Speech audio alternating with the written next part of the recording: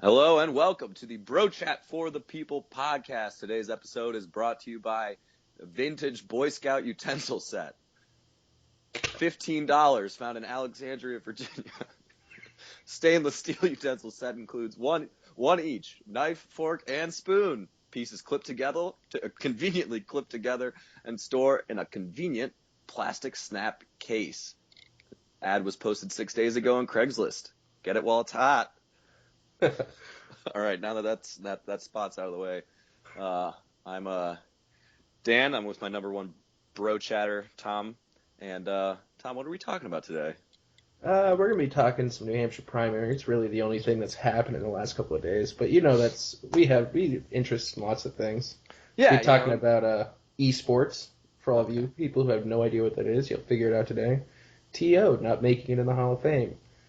And then we'll talk a little Celtics, and we'll give a quick shout-out at the end to a longtime hero of mine. Sounds good, Tom. Sounds good. We do have a lot to say, and a lot of people who want to hear what we have to say. So, we're going to be trying to bring these podcasts to you every Monday, Wednesday, Friday, keeping them a little bit shorter. We don't talk about things that everyone else is talking. Well, we do talk about things everyone else is talking about. But our opinions are just way less important. It's a fresh new perspective that no one cares about. Except for you guys. Thank you, all you wonderful, lovely listeners. All you lovely listeners who we just I don't know what we would do without you.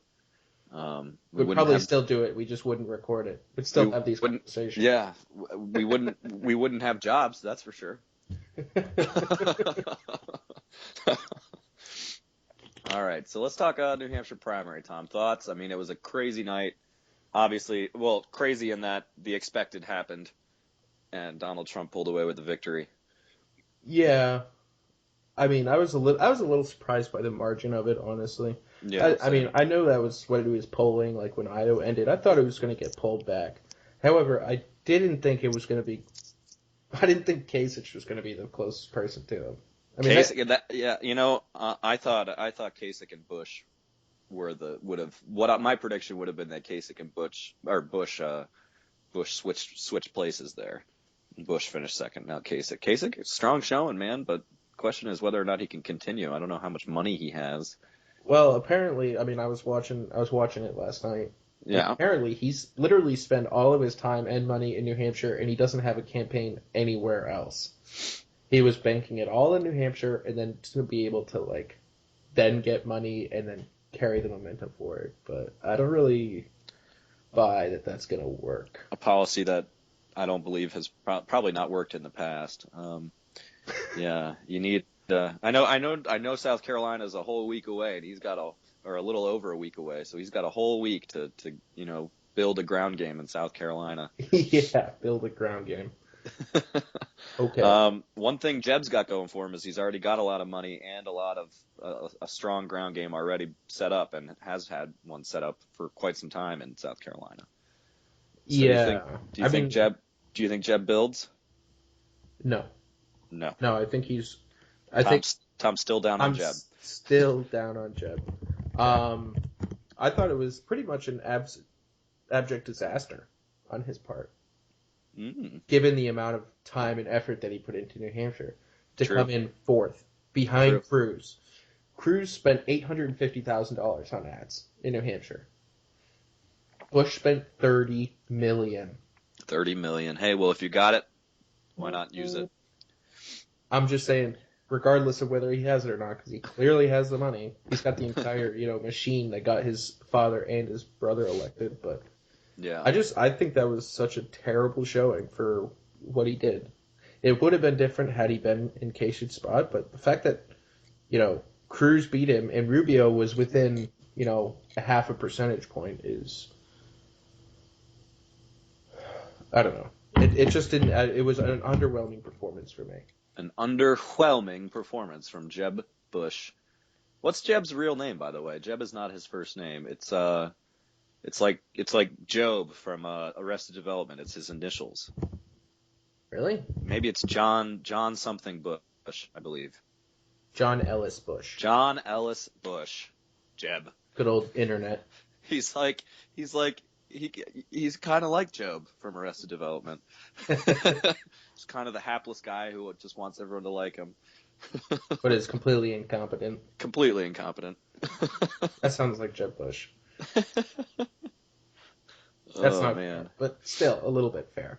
How about Bernie picking up 60% of the vote and just dominating Hillary Clinton? This is, I mean, I wouldn't think much of it besides that the media has been going crazy about it. Yeah. It's always kind of interesting in these Democratic debates, in these Democratic primaries. I mean, we haven't had one for a little while, 8 years essentially. Mm-hmm. That I just don't think you have to wait to see who the media backs. Because the media's, basically will just attack all the Republicans and then it will back one Democrat and it will destroy the other one. So when I saw the whole, all the stuff happening and, Hillary, all the articles coming out, her campaign is imploding and everything's going wrong, and it's just like, this may be the media deciding they want to back Bernie. In which case, it would destroy Clinton's campaign. They could destroy Clinton's campaign. Wow. What do you think? Do you not agree? The media has a huge role to play with it. My thoughts on Bernie are, it's going to be a tough road for him. I know he's got money. I know he's got, a lot of little donors who, the most of any candidate, the average donation or something he receives is something like $25. But it's just so difficult for me to see him doing well outside of New Hampshire. New Hampshire is kind of a perfectly set state for him. Exactly. And he might just have his little moment in the sun and then go into South Carolina and just lose all the southern states. I mean, it's like, what person in the South other than kids are going to vote for Bernie Sanders? I don't know. I think you're thinking of the southern people as in, the Republicans. There's lots of, southern Democrats who aren't usually well known or have a voice because the Republican candidate always just takes those in the general election. I'm really not sure what the Southern Democrats are like. Yeah. Neither am I. I mean, we spent a little bit of, seriously, we spent a little bit of time in the South, but it was kind of the fake South. Yeah, I mean, Florida's not the South, man. Well, Florida's so far south, it's north. North Florida is south, but South Florida, I agree with you. It's pretty much, there are certain counties that are very redneck, very southern. But that's an offensive term, sir. I don't think it is. I think they take great pride in it. I mean, I watch Duck Dynasty every once in a while. Wish I could be a redneck. Yeah, a rich one too.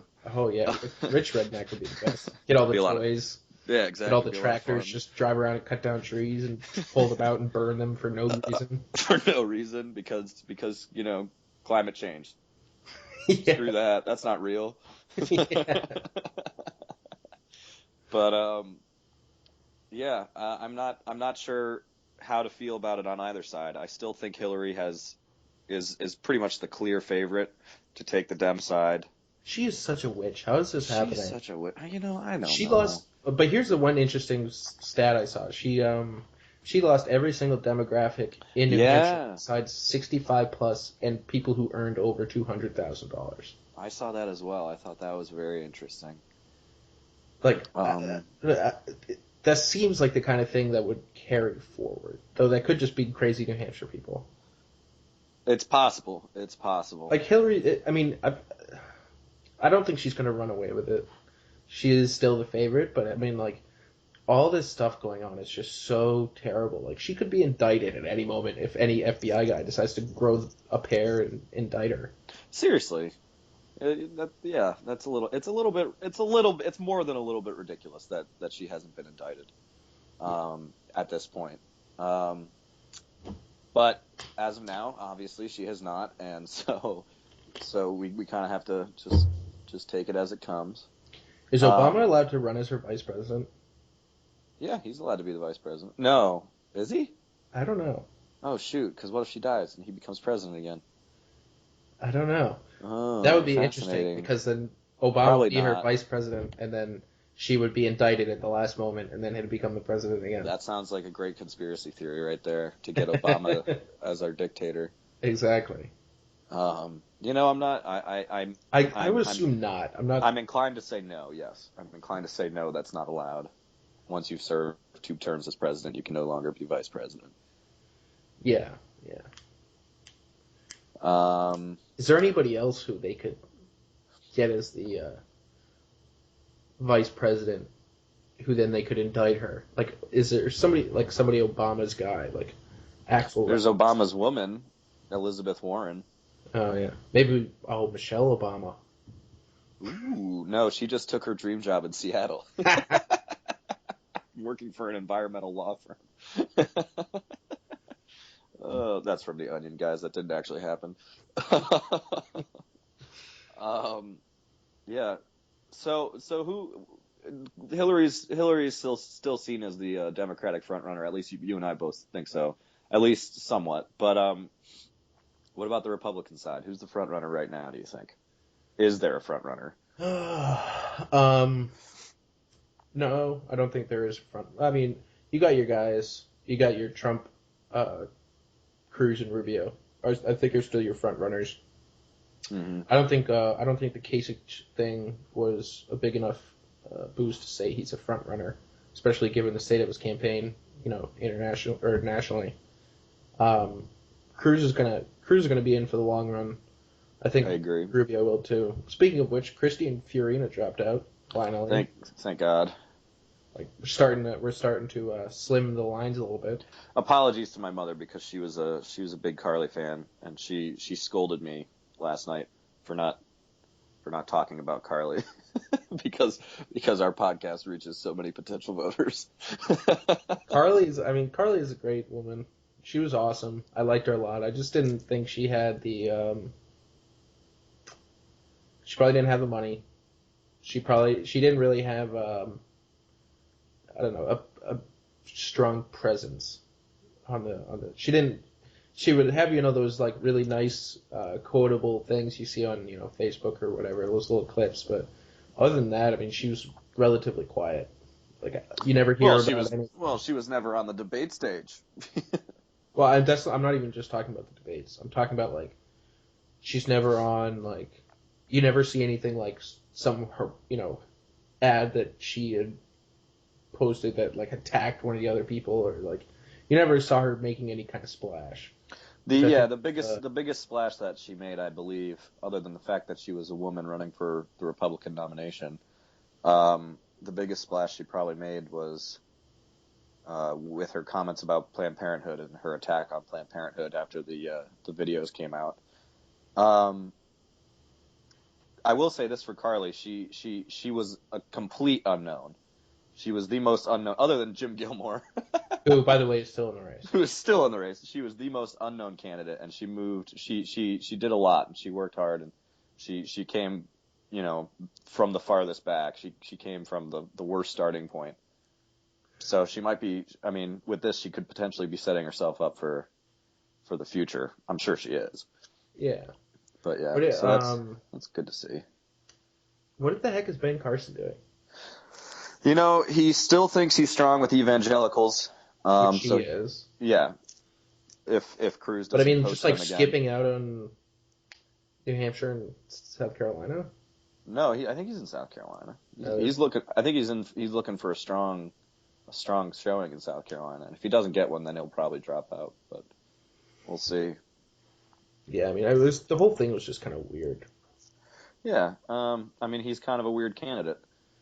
I mean, CNN reported that whole thing about him probably dropping out, and then the Cruz people, got it out to everybody that this is what CNN was reporting, and then everyone started attacking Cruz for saying he was dropping out. The CNN apparently, according to Carson at least, CNN corrected themselves soon after, but at least he said that in the debate. But I myself have not.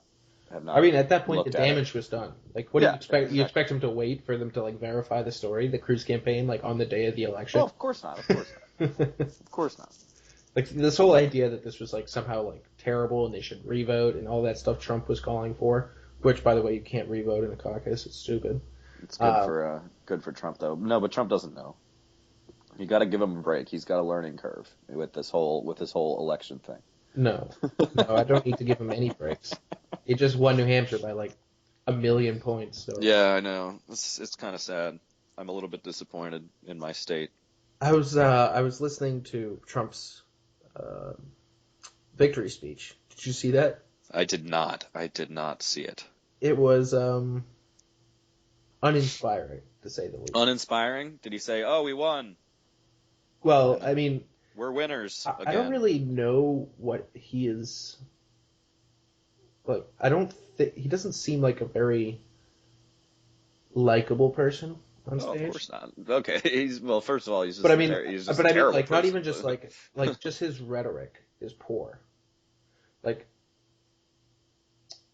when he was up there, he gets up there and he's like thanking all of his family, which is nice and everything. Mm-hmm. And then like he starts like talking and he's like, "Oh, the people of New Hampshire, you're so great." And he's like, "And we love the veterans. Where's Al? Where's Al?" He starts pointing over like, "Oh, there's Al." Like, "Oh yeah, this guy's great. This guy's awesome." Like, he's like half talking. Well, he doesn't really make any points. He doesn't talk about anything. Oh, yeah, he's just kind of spouting. Well, he's like, yeah, I mean, he gets up there and he's like, we're going to fight immigration and we're going to fight ISIS and we're going to fight Mexico and we're going to fight China and we're going to fight Japan.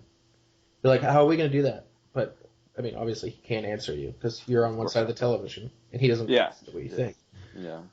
But, I mean, just like the weird way that he was like interacting with the crowd. Like, it goes quiet and someone like, Trump for president or something. He's just like, yep, you over there, you're great. I love you. You're a beautiful person. Like, it was beautiful person. It was just bizarre. So it was a lot better than listening to the 10 minutes of the Bernie Sanders victory speech. I was like just cringing. Bernie. It is still amazing to me that he is so popular. I'm kind of appreciative that he's so popular because it hurts Hillary, and anything that hurts Hillary, I appreciate. But it's just so funny. You and I were talking about this probably I don't know a week ago or so that Democrats are moving farther and farther to the left. So Democrats are now socialists, Republicans are now Democrats, and then you've got like your little liberty candidates like sort of Ted Cruz and Ron Paul and Rand Paul, who are actually like, oh, Constitution, and then they're like actual conservatives. Yeah, no. It's all moving to. Yeah, I mean the establishment Republican Party is clearly not to the right of center. They're clearly to the left. Some of them very to the left. I mean, just the whole giving up the power of the purse thing, just completely giving up all of their power to the executive branch. Yeah. They're claiming, trying to get this, we can prove we can govern nonsense. Like, our government isn't meant to be like that. Yeah. Like, compromise is like part of it, but you're not supposed to compromise your like integrity as a person and your morals and your principles. Of course not. You can compromise on like little things, but as soon as you start having, just having these massive government spending bills just pass, like, I don't know. It's not very fiscally conservative, which is supposed to be something that they're standing on. As the saying goes, fiscally conservative. Anyway. At this point, it doesn't really mean anything when they say it, because they're not. But, talking points maybe get you elected. Yeah. It's true. It's indicative of the country. I mean, the country's farther left now than ever too. So but at the same time, more people than ever are pro-life. Oh, absolutely. I don't think people are more left than ever. I just think there's a certain soft spot for the rhetoric of the Democrats or the liberals that has a very what's the word? Idealistically pleasing point of view. Like, oh, isn't it nice? We're going to have free school. We're going to have free healthcare. We're going to have free housing. We're going to have, basically you can, work very little and you can have enough money to support your family. Like, all those things sound great, but there's a catch. You need money to do it, and you have to take it from people who have earned it. Yeah. Well, and it doesn't work like that. Sorry. Sorry, guys. Sorry. just doesn't work like that. Yep. No, I mean, you're preaching to the choir here, at least to me. I'll fight anyone who disagrees with me. Can comment on the chat. I'll fight you. I'll fight you too. Any of you people fighting feeling the burn over there. Anyway, I think we should move on. We can talk about the South Carolina primary as it comes up in the next week or whatever. Yeah.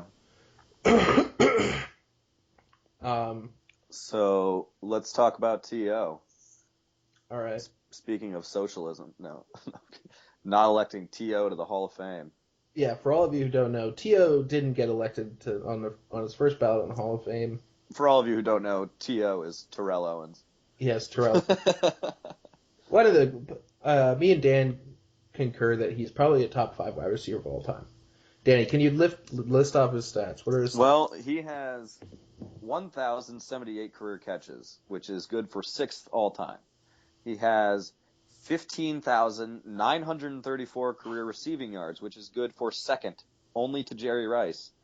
He has 153 career touchdowns, which is 3rd, only to Jerry Rice and Randy Moss. This is a guy who is a top 5 wide receiver in the NFL, in all of NFL history, and he got snubbed in his first year of eligibility for the Hall of Fame. Absolutely snubbed. I mean, if you're not going to put in a guy who's top 5 in his position all time, yeah, on the first ballot, who are you going to put in the first ballot? Exactly. This raises the question for Randy Moss when he's eligible in 2 years or so. Are they going to put Randy Moss in first ballot? Because he's got pretty similar stats to T.O. He's got less catches, he's got a few less yards, but he's got more touchdowns. And I think all of us would agree. Any reasonable sports fan out there would say, yes, Randy Moss deserves to be in the Hall of Fame on his first try. Absolutely. T.O. is right there with him. I mean, it's a little bit ridiculous. It's clearly a little slap on the wrist from the I guess the football writers of America, whoever votes for the Football Hall of Fame. I feel like there's a disproportionate bias against wide receivers. In particular. It's true. Only what was that stat? Only there were 5 wide receivers making on the first ballot. I bet you could guess one of them. I have them right here. Yes. Jerry Rice. Can you guess anyone else? I wouldn't guess anyone else. Not Michael Irvin. Mm-mm. Not Chris Carter. Nope. Not Torrey Holton. Isaac Bruce weren't even nominated this year, so not Tim Brown. Nope. Okay, so you gotta help me out here. Is that all your guesses? I mean, I'm just this is kind of boring. Just tell me. Okay. Jerry Rice was. Yes. Steve Largent. Okay, Steve Largent. Paul Warfield. Lance Allworth. And Raymond Berry. Okay. I've never actually heard of what's his face? Hallfield. Lance Hallfield? Lance Allworth. Lance Allworth, yeah. I've never heard of those are your wide receivers who made it on the first ballot. And T.O. didn't. No. Would any of those 4 people make it in the top 5 wide receivers of all time? Or even close? No. Well, maybe what was his name? What was the first Steve Largent? Yeah, Steve Largent. I don't know if he's top 5. He's probably not. Marvin Harrison. Okay, so here's another thing. Marvin Harrison made it in this year too. Yes. Which is clearly, I mean, if you're a rational human being who's watching this, you're watching this and you're seeing that Marvin Harrison makes it in when they're in his first year of eligibility. T.O.'s also nominated. T.O. doesn't make it in. Why does this happen? Was Marvin Harrison a better wide receiver than T.O.? No, of course not. It's just but he was a good boy. Yeah. He played by the rules, and he was quiet. He didn't, he was a good locker room guy, whatever. T.O. was not. T.O. was very loud. He had a big personality. And so they're faulting him for this. I hate to say this, but I feel like this is like one of the few times that this explanation actually might work, given the history of the NFL and the way that people look at the Terrell Owens types of players. Uh-huh. When there was all that hate on, Deion Sanders high stepping into the end zones, and T.O., took that to another level, his crazy antics, like, taking the popcorn and going to the center of the Dallas Stars. And he's always talking, and when we talking to the media with his shirt off and doing crunches or whatever. Is this a race thing? Oh God, come on, dude. Is it? No, Marvin Harrison made it in. I don't know what you're talking about. I could give you an answer to that. Tony Dungy made it in. I could also those two. I need an answer to that. I know. Let's not go there. No, I don't believe so. I think it's a personality thing. I think it's they're blaming? It's the way he treated the media throughout his entire career, and they're taking it out on him right now. Is that fair? No, of course it's not fair, because you should be elected on your numbers first and foremost. Absolutely, 100%. And his numbers are top 5 best wide receiver in the NFL ever. So he should easily be a Hall of Fame wide receiver in his first try. He only had 10 fumbles too, by the way. Is there like another aspect of what it is to be in the Hall of Fame though? Like, do you think he injured the game by his antics?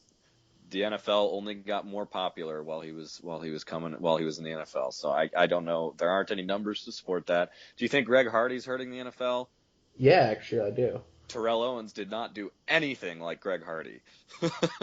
Terrell Owens, he played with the media. He was a big personality who did a bunch of stuff like Chad Ochocinco almost, except even Chad Ochocinco I think probably had a domestic violence dispute thing. He did. But Terrell Owens never had anything like that. Never had any PD, HGH, nothing like that. Suspicions. I heard he had twice as many steroids tests from the NFL as any other player when he was playing. See, that's profiling. That is profiling. The guy was ripped out of his mind. Yeah, he was like. I feel like he was a before his time type player.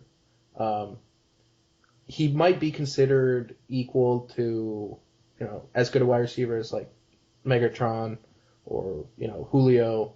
But now that the league's kind of adjusted to that type of wide receiver, like if they had been if they had their same skills going earlier, they might have been as good as him. But you know how when like Gronk is ahead of his generation kind of thing. Like he is a monster, unlike anyone else in the league.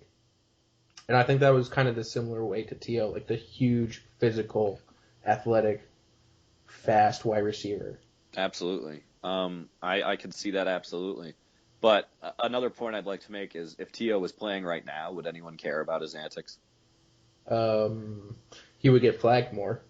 He would get flagged more, maybe. Yeah, sure. But that's probably why people would care. I kind of liken him to Cam Newton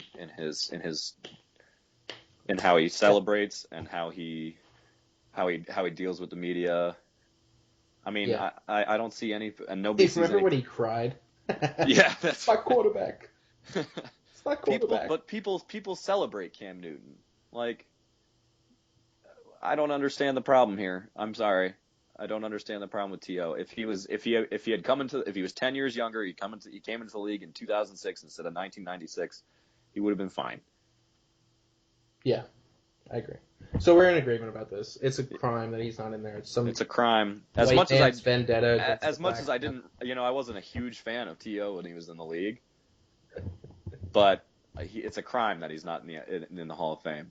You didn't hear what I said, did you? Oh, I'm sorry, I missed it. What'd you say? Well, that we were in agreement about this being a white man's vendetta against a black man. Oh, jeez. Oh, jeez. All right. Sure. We're going to stay off this sensitive subject. It's very sensitive. What's up next here, Tom? Celtics? Why are we staying away from this subject when, the subject of our previous podcast was so edgy? You're right. Maybe we should be a little bit more edgy. I think we're plenty edgy already. I mean, I don't know about white man vendetta against the black man, but it's definitely a media vendetta against the player. Okay. 100%. They're mad at how he treated them, and now they're taking it out on him. We'll agree to disagree. Okay. Okay. Oh, man. All right, so I got something I want to talk about. You're not familiar with it at all. No, I'm not. It's esports. For all you Esports! People. League of Legends! Well, League of Legends is one game. Esports is essentially online video game playing competitive online gaming against each other. And it's actually become a massive, massive thing internationally, which is why it's given it so much kind of legs recently. There's some in 2013, there were 71.5 million viewers of esports. Wow. Yeah. I mean, mostly games like Dota, League of Legends. League of Legends I've heard of. Dota's a lot like League of Legends. Okay. Basically, all these, there's a lot of these online games where people fight each other, and it's actually pretty crazy. I was watching one. You can watch it on Twitch. You can watch pretty much any game you've ever wanted to play that has online capabilities, or even not. You can watch people play it there. And I just turned it on to, there was some international World Series of StarCraft 2 going on. You know StarCraft? Nope. It's like an RTS game. Sorry, man. I don't know when. It's a lot like that other game that you're playing. It's like a lot like Age of Empires, except okay. it's newer and it's aliens and stuff, whatever. Yeah. But there's 500,000 people watching it at the same time. And the best part about it was they had the guys were in a stadium, facing each other, the team of 5. It was 4v4, and the stadium was full of people watching them. There was an announcer stand, or two guys sitting there, you would see Doc Emmerich and where Al Michaels and Chris Collins were sitting up there commentating on the game while it's going on. Now, to clarify, those three weren't the ones commentating, though. No, right? They weren't. They were way better than those idiots. No, Doc Emmerich is the best commentator. No, I didn't mean Doc Emmerich. I meant Chris Collinsworth. Okay. Mostly. I just and then during the in between games, they swung it over to their analyst desk where they had 5 guys in suits behind a desk talking about the different strategies that happened. It was pretty funny. It was pretty cool. My. I mean, you got to give it its respect, man. It's a massive thing, and they get lots of money. It's a $500 million industry right now. Just the esports part of it, not the video game part of it. Just creating these competitions. Wow. There are more people during the World Series and the NBA Finals. More people were watching esports than were watching those. Oh gosh, that's terrible. And just to give you an idea, it's not terrible. I mean, come on, stop having a bias against it. That's why it's not. Sure, it's video games, it's not sports, but at the same time, there's something quite appealing about it because you don't have to be born a ridiculously gifted 6'8", athletically skilled player in order to play in it. If you get good enough with a computer and with a game and you practice it, these people make livings.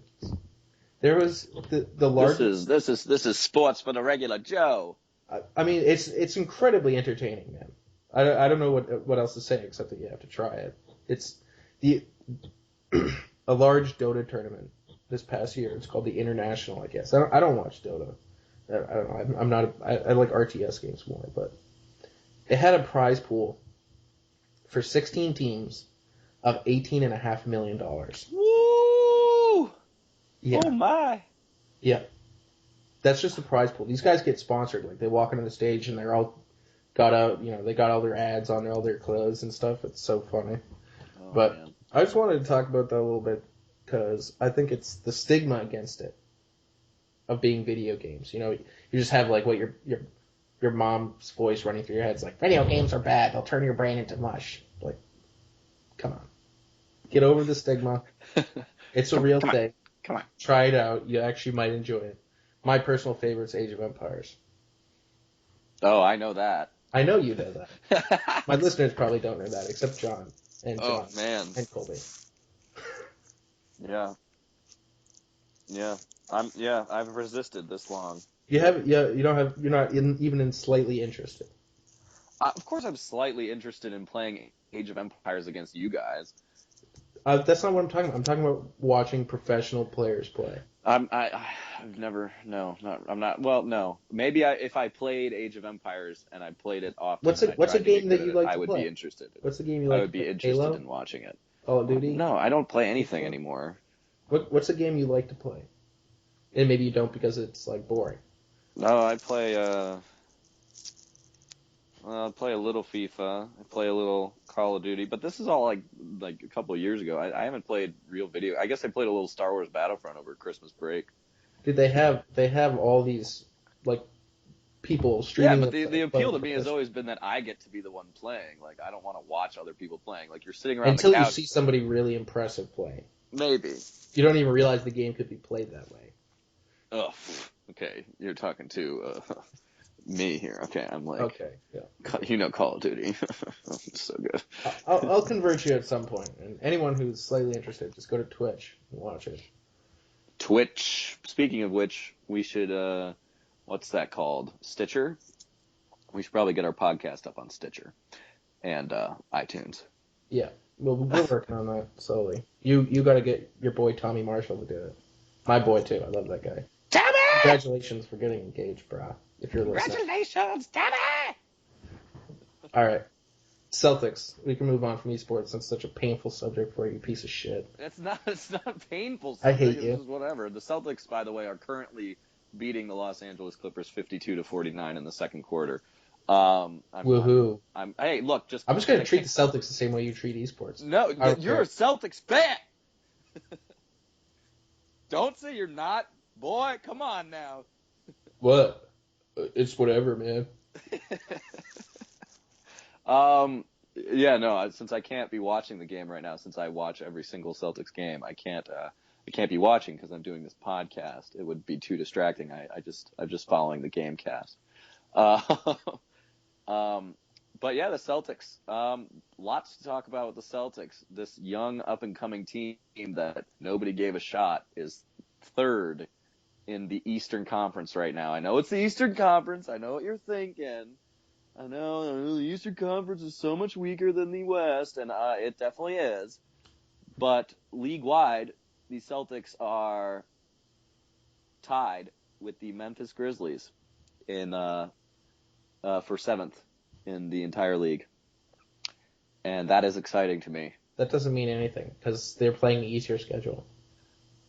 Point differential, they're number 6 right now, which is also quite exciting. They're tied with Memphis, but not in record, but for point differential, they're like 5 points better than Memphis. So Memphis should be a much worse team. But anyway, that's a different story for the analytics guys. Celtics right now, the big news with the Celtics is that they have deep pockets, and everybody knows it. Everybody knows they've got this stockpile of draft picks, and they're wondering when, how, or if they're going to make a move at all. So, Tom, I'd like to just pick your brain a bit here with your superior NBA knowledge and love, and just ask you, who do you think the Celtics should target as the trade deadline comes up? They can offer anyone. They can offer any team a future. Blake. Let's talk superstars. You say Blake? Blake or Cousins. Blake or Cousins. See, those are my two favorites as well. Really? Right now, it appears, however, that Boogie Cousins is untouchable. We'll see if that changes anytime in the next 2 weeks or so, or week, or whenever the trade deadline is. I think it's like the 18th or something, or some 20-something. How about Marc Gasol? Marc Gasol. That's an interesting question. I don't know. I've always really liked him. I thought he's just like a classic basketball player. Like, just like most of the Europeans, very fundamentally sound, very smart player, which seems like it would be, fit right in with Celtics. Absolutely. And imagine having like a big guy like that who can, control the center of the court. Absolutely. He's got a great mid-range jumper. He's got great touch around the basket. He's a solid rebounder, and a good rim protector, which is something that the Celtics still currently lack, even though they picked up Amir Johnson, who has been playing very well for the Celtics. He's just not, that typical center. He's a power forward and not really a stretch power forward either. So I could absolutely see Marc Gasol fitting in with the Celtics very well in the center. However, is Marc Gasol enough to push them over the top into real contendership in the East? They pick up Marc Gasol. Do you think they can compete with the Cavs? Yeah. I think so. I'd like to think so too. I'd like to think they can compete with the Cavs right now. In that Brad Stevens is just such a superior coach. Let's do the podcast. We just had a special guest come in behind me and wave, so that's why Danny's all. Sorry, shirtless no less. Yeah, but I'd like to think that they can compete right now. I'm not going to say they can easily make it to the Eastern Conference Finals, but they are definitely a contender for the Eastern Conference Finals right now. They're definitely in the mix. So you're not going to say they're a contender for the finals? Is that what you just said? But you're not going to. But they could. Can they win the Eastern Conference Finals? That's all I care about. I don't expect them to be, as they are right now. They can, but it would be very a miracle. Very, very difficult. It'd be a miracle on 34th Street. It would be a miracle on 34th Street. So they pick up that one big guy that they need. I like the thought of Blake Griffin a lot. Blake Griffin is obviously a stud. We all know that. And he's probably at the lowest he's ever going to be. He broke his hand because he beat up his friend, who was also an equipment guy for the the Clippers. And then the Clippers suspended him for 4 games. So to add insult to injury, he's out for the next 6 weeks with that broken hand, and then he's out for an extra 4 games after that with his suspension.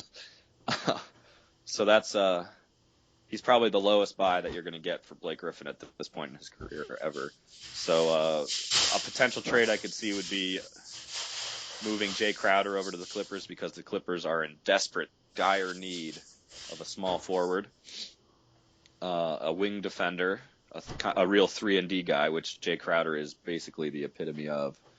So I could see Jay Crowder and Kelly Olynyk going over to the Clippers with the Brooklyn pick and another first rounder from the Celtics.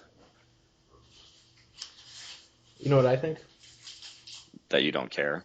I don't think anyone cares. I don't think anyone cares either, except for maybe my brothers. I was just gonna let you go on because you're so passionate about this, but I just the football's over, man. I know. Football's over. We need something else. No, that means it's hockey season.